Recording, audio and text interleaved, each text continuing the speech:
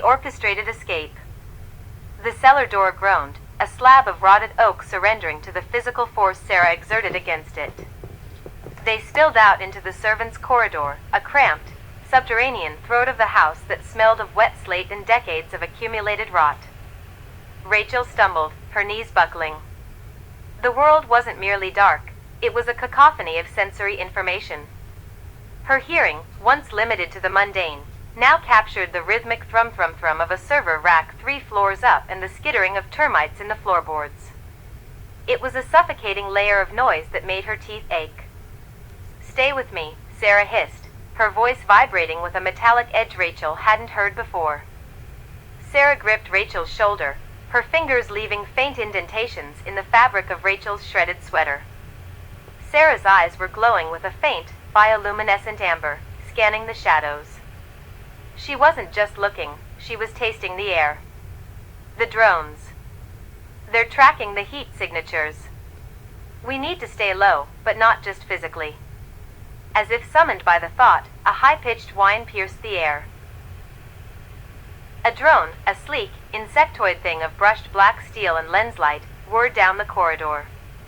Its central eye rotated, bathing the walls in a harsh, cold blue strobe.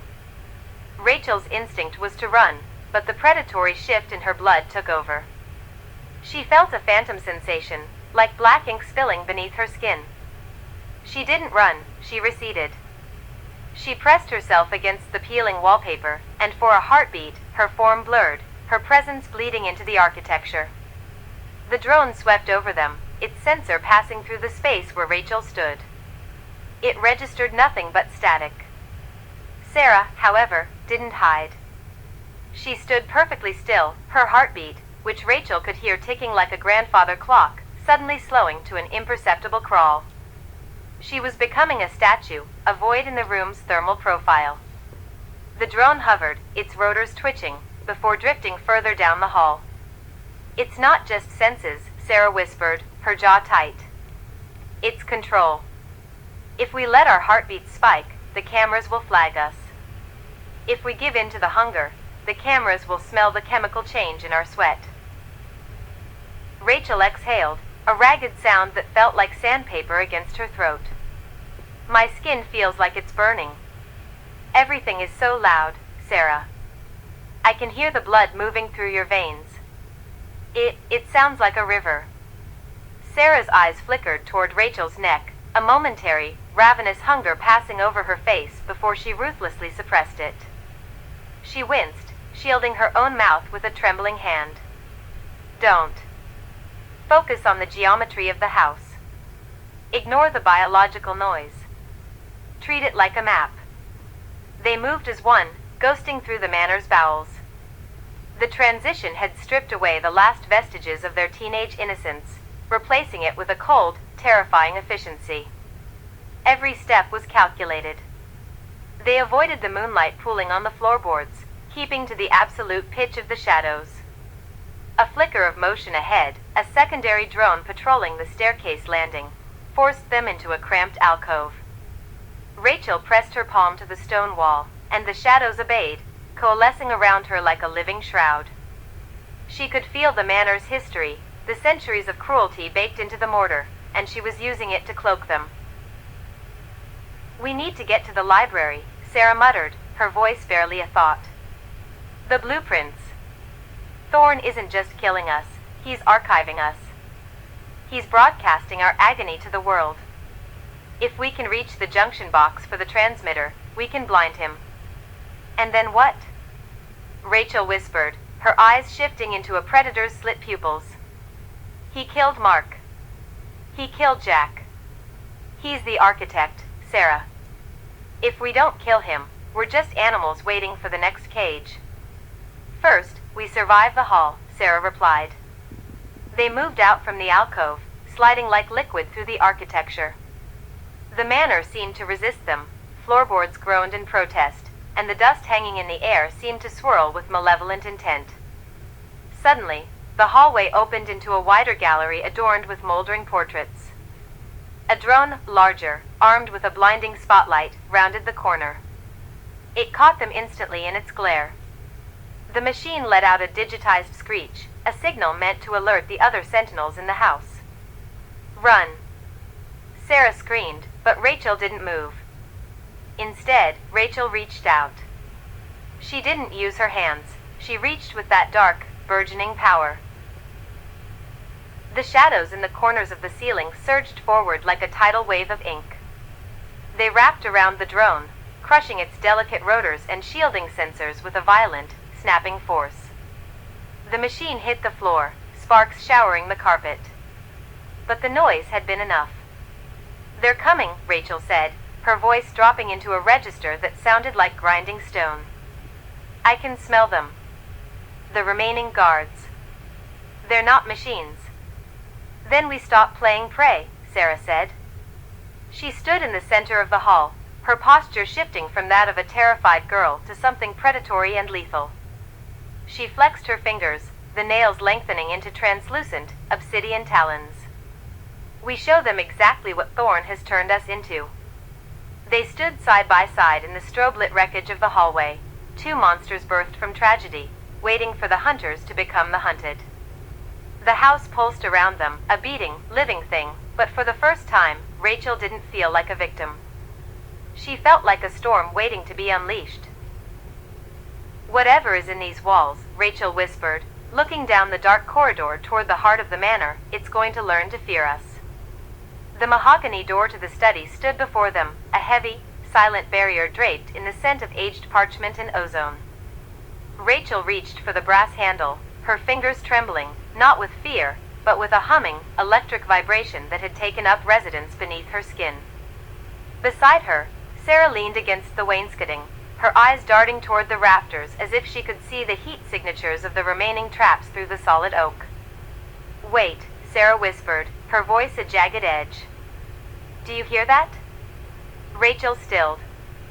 At first, there was only the suffocating silence of the manor, then the low-frequency drone of the electronic equipment inside the room. But beneath that, there was something else. A rhythmic, wet scraping sound. Like a tongue dragging across bone. They pushed the door open. The study was bathed in the harsh, flicker-strobe blue of a dozen computer monitors, casting David Thorne's silhouette against the wall like a giant, distorted spider. He sat behind a sprawling desk littered with forbidden grimoires and digital recording hardware. He didn't turn. He seemed to be listening to a recording, the sound of a girl screaming. "The transformation is a messy business, isn't it?" Thorne mused, his voice smooth, devoid of any surprise. "The way the nerves protest when they are rewired for eternal night." He stood up, turning to face them. He was still wearing the tweed blazer, still playing the part of the eccentric historian, but the shadows in the room seemed to bend toward him, bowing to his presence. "I expected you minutes ago," Thorne continued, gesturing to the screens. "The feed is still live. My audience is quite impatient to see if the experiment actually produced predators, or merely broken toys." Rachel didn't speak. She felt a cold, oily sensation in her chest, a tether stretching from her heart toward the dark corners of the room. She looked at the shadows, and for a split second, they didn't just move, they reached. A black tendril, thin as a thread, coiled around her wrist, pulsing in time with her heartbeat. "You're a parasite, David," Sarah said, stepping forward.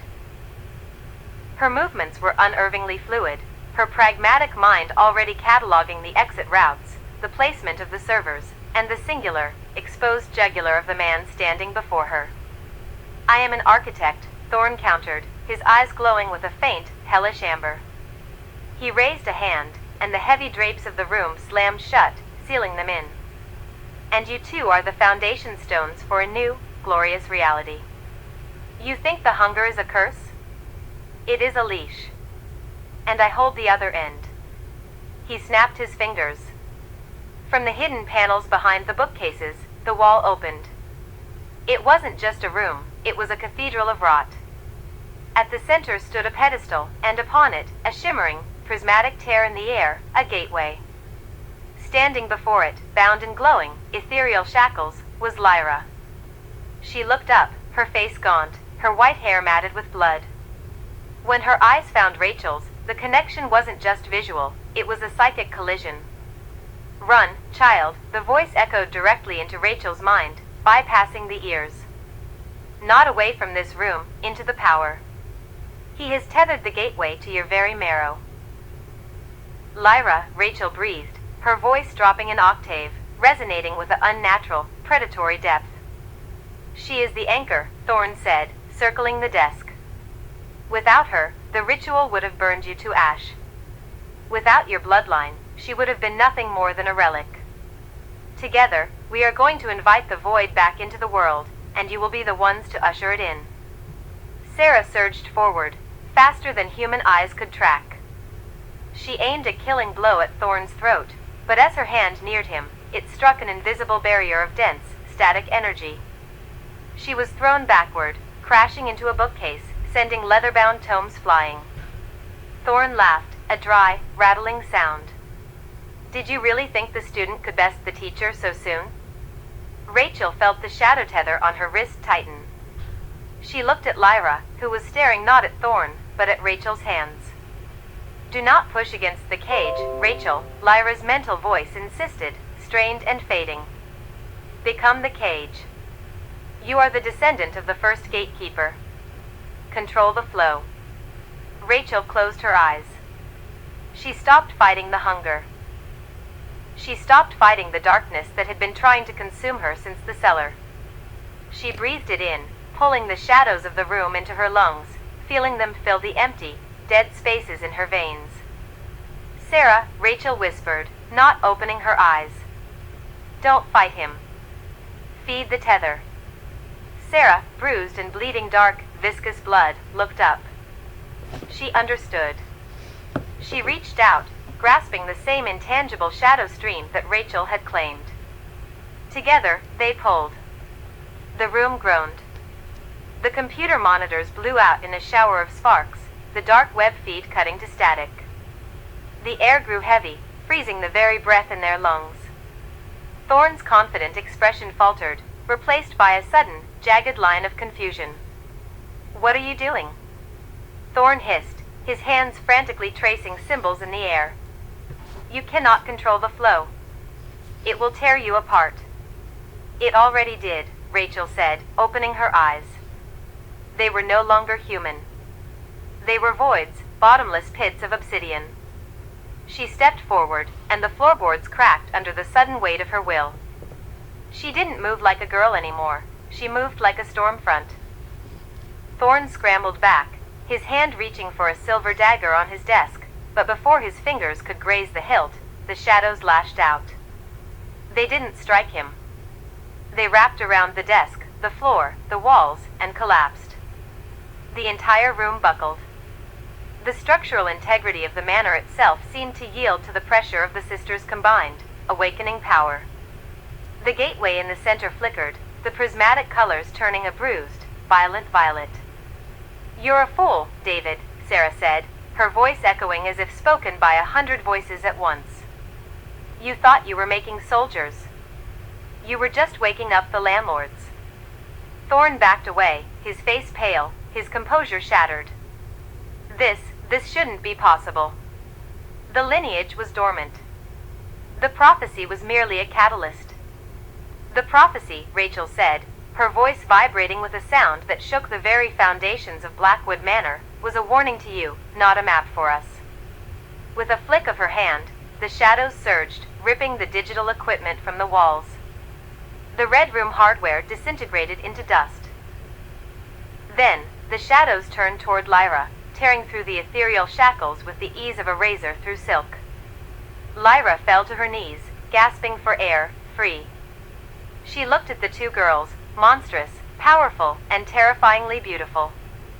"The barrier is thin," she rasped, pointing toward the ceiling where the sky above the manor began to bleed a dark, unnatural hue. "The entity knows you have broken the cage. It is coming, and it does not care if you are the host or the master."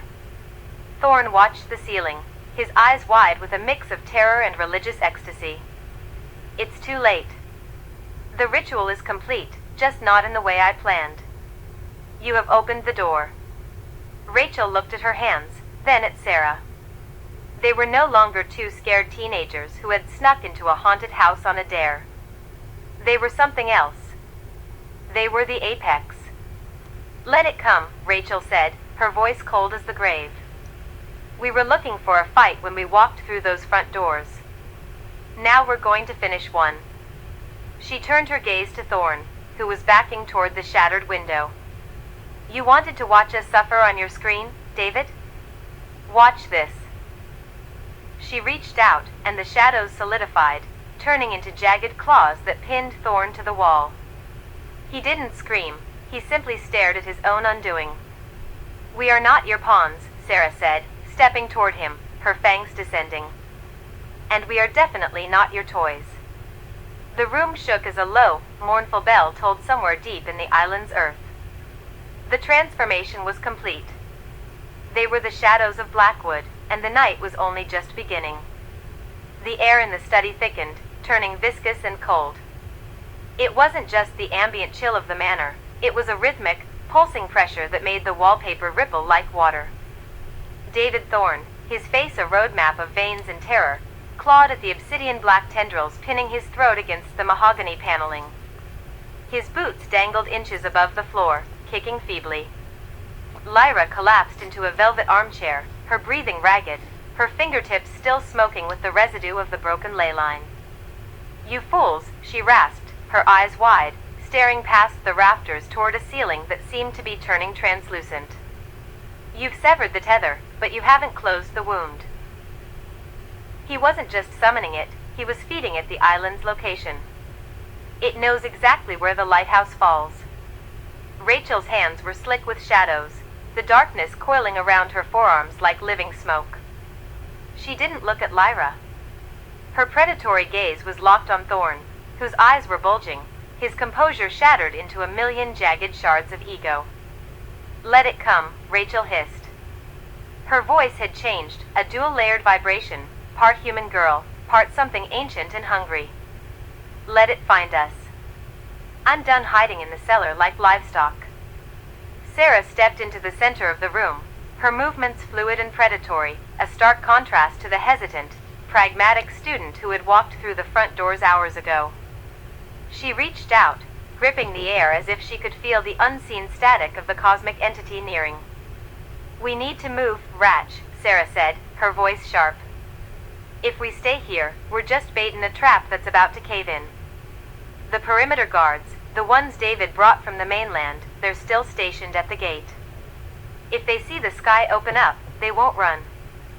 They'll wait to be harvested." Thorn let out a choked, wet laugh. You think you've won? The gate is anchored in your marrow, Rachel. You kill me, the signal just echoes louder. You aren't protectors. You're beacons." Rachel tightened her shadow grip. The wall groaned as the woodwork splintered under the pressure. "Then we'll be the kind of beacons that burn the dark away." With a brutal flick of her wrist, she slammed Thorn against the bookshelves. He slumped, unconscious and broken, his neck angled at a sickening, yet non-fatal, degree. It was an act of restraint that shocked even Rachel. She looked at her trembling hands, the shadows receding, leaving her skin pale and porcelain white. "He's right about one thing," Lyra said, standing up with a painful grunt, leaning heavily on a brass letter opener she'd snatched from the desk. "The perimeter is guarded by iron-wrought wards. Mortal men, trained to kill anything that leaves these grounds. They don't know about the entity. They only know their paycheck. Then we make them realize they're working for the wrong side," Sarah replied. She turned to Rachel, a look of grim resolve passing between them. The pragmatist and the adventurer were finally in alignment, forged by the same dark fire. They moved out of the study and into the grand hallway. The manor was protesting, the floorboards were shifting, the architectural integrity of the house failing as the entity drew closer. Every shadow in the hall seemed to stretch, reaching toward the front foyer like long, spindly fingers. "We go through the east wing," Sarah commanded, her senses heightened. She could hear the pulse of the guards stationed at the heavy iron gates nearly 300 yards away. Their heartbeats were erratic, nervous. They have thermal optics. If we try to rush them, they'll light us up before we reach the treeline. They have heat vision, Rachel said, a cruel smile touching her lips. But do they have anything that can see a void? They reached the service corridor, where the wall-mounted lights flickered and died. The darkness here was absolute, and as Rachel focused, it began to respond to her.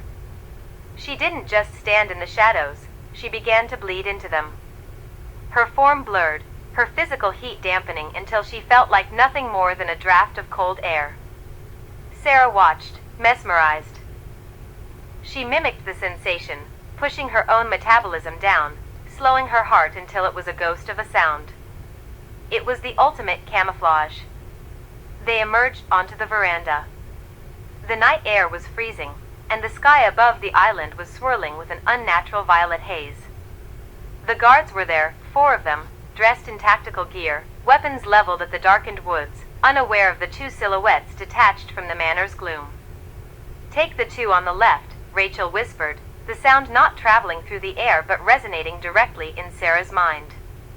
They moved. It wasn't a sprint, it was a glide.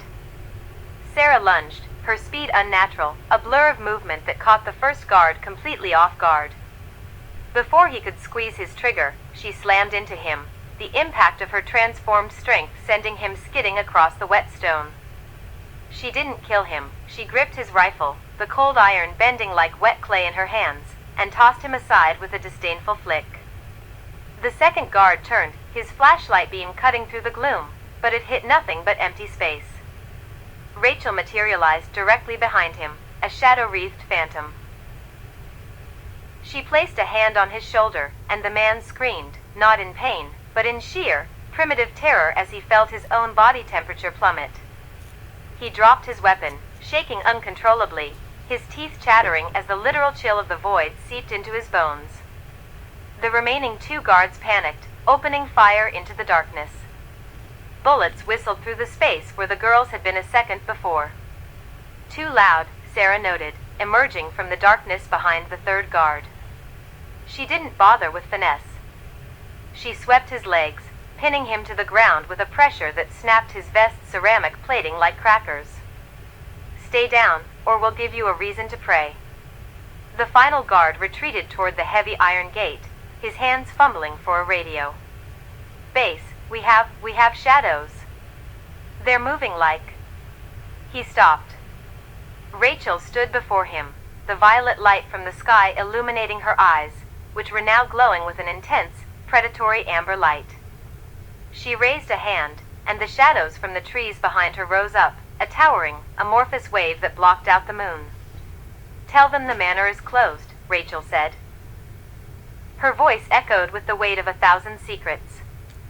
The guard dropped his radio, his soul seemingly fleeing his body as he bolted into the treeline, abandoning his post, his gear, and his sanity. The immediate perimeter was broken. The manor's main gate stood open, the iron hinges twisted by a force that no human mechanism could replicate. Rachel and Sarah stood side by side, their chests heaving, not with exhaustion, but with the thrill of the hunt. They looked back at Blackwood Manor. The upper windows were shattering now, the wood bowing inward. The cosmic entity had arrived. "We're not going to be able to stop it with just our strength," Sarah said, looking at the violet vortex spiraling over the rooftop. "We don't need to stop it," Rachel replied, her hand finding Sarah's. Her grip was iron-cold and impossibly strong. "We just need to survive it. And maybe, teach it that this world isn't as undefended as it thought." They turned away from the manor, stepping out onto the cliffside path.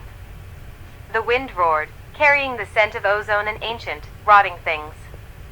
For the first time, they weren't the prey. They were the apex. Behind them, the house gave one final, tectonic groan. The front facade collapsed inward, swallowed by the encroaching dark. "Lyra," Sarah said, looking back. "She's still inside." "She's an ancient guardian, Sarah," Rachel replied, her eyes narrowing as she stared into the heart of the storm. "She's not the type to get caught in the rubble. She's waiting for us to finish this." They stepped into the darkness, not into the night, but into their new lives, a terrifying, violent evolution that had only just begun. The path ahead was steep, jagged, and unforgiving, but for the first time in their short, brutalized existence, they weren't running away. They were hunting.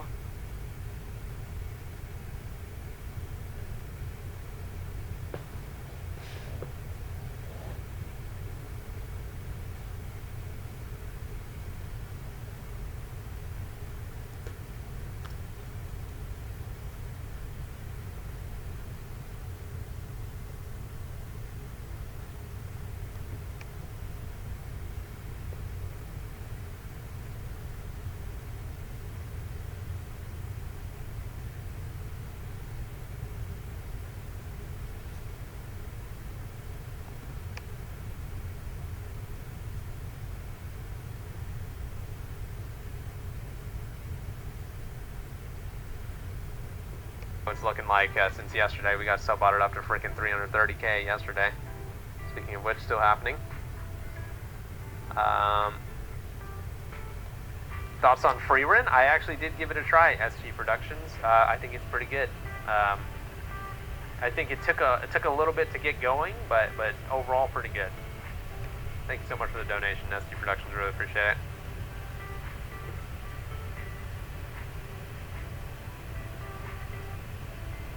Remember watching it on VHS? Yeah. I know, Sap. Please stop saying his name. You're just giving him the attention that he wants.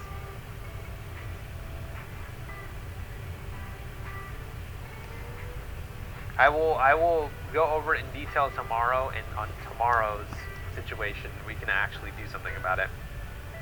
Yeah.